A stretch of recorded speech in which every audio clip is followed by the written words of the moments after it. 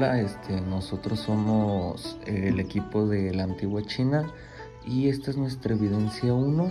Nuestro equipo está conformado por Claudia Gamiño, Luisa Fernanda, René Martínez, Tania Cepeda, Violeta Vázquez y yo, Iván Herrera. Así que pues comenzamos. En el lejano oriente destaca la producción estética de las regiones de China y la India, integrada igualmente a lo largo de múltiples dinastías a partir de los siglos XVI y XXI.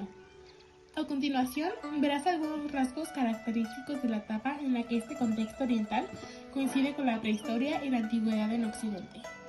¡Ay, qué me gustaba decir eso! Nada. Se ha de comenzar por China, mencionando una de sus propiedades durante la Edad de Piedra, Neolítico, el uso del jade. Es importante considerar que en este caso el periodo histórico comienza desde el año 4000 a.C., es decir, que desde entonces se conoce la escritura en esta región. Por lo tanto, los chinos fueron los primeros en escribir su propia historia. En la zona también se registra un adelanto en el uso del metal con respecto a Europa. Así, desde las primeras dinastías chinas, Shang y Zhou, entre 1500 y 200 a.C., se producen máscaras e instrumentos rituales en bronce, como serpientes y campanas con decoración y escritura. Estas máscaras eran parte de un ritual de los Han Huindui, quienes debilitaron la dinastía Shang. Aunque fueron destruidas, se lograron juntar las piezas para reconstruirlas nuevamente. Época de los reinos combatientes. Durante esta época existieron 7 reinos que combatieron por la hegemonía por un periodo de más de 250 años. Chu, Han, Kui, Qin, Wei, Yan y Shao. Fue una época de muchas guerras y destrucción, pero la creatividad relució al usar los botines robados de sus adversarios en campañas ceremoniales con sonidos espléndidos que simbolizaban supremacía. Todos los reinos, el reinado Qin era el que tenía más recursos económicos, con los que lograron desarrollar una agricultura a gran escala para mantener al ejército. Además, se construyeron presas, acueductos, canales y depósitos que cambiaron la región de China. Finalmente, este reinado logró unificar a China por sobre los otros reinos. Hacia el fin de este tiempo se consigue la unificación, y esto tiene dos consecuencias notables. Por un lado, se procura demarcar esta unidad mediante la muralla china, mandada a construir por el emperador Qin, protegiendo y aislando la región. Esta muralla, al pasar los años, no tuvo ningún uso funcional.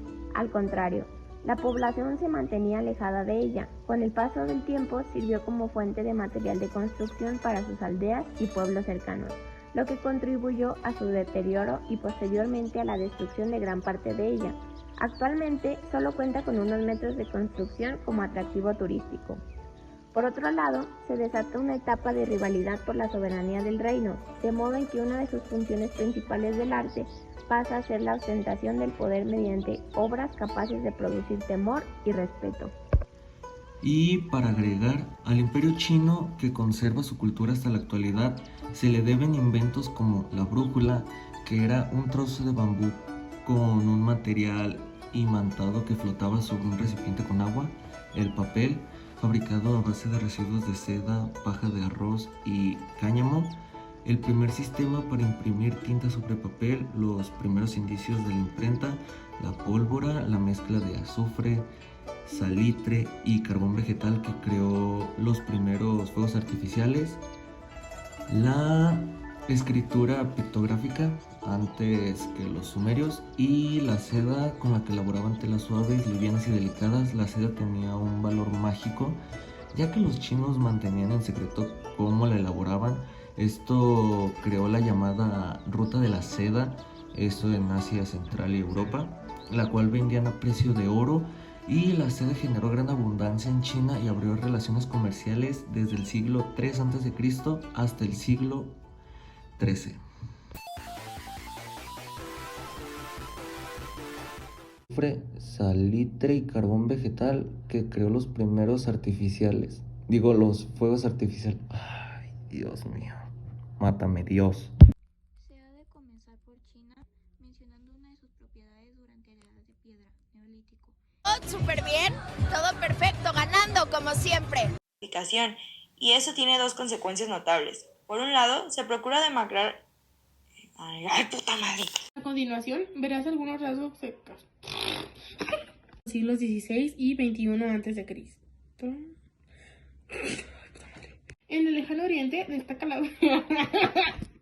A continuación, verás algunos rasgos característicos de la etapa en la que este contexto, sí, eso quería decir.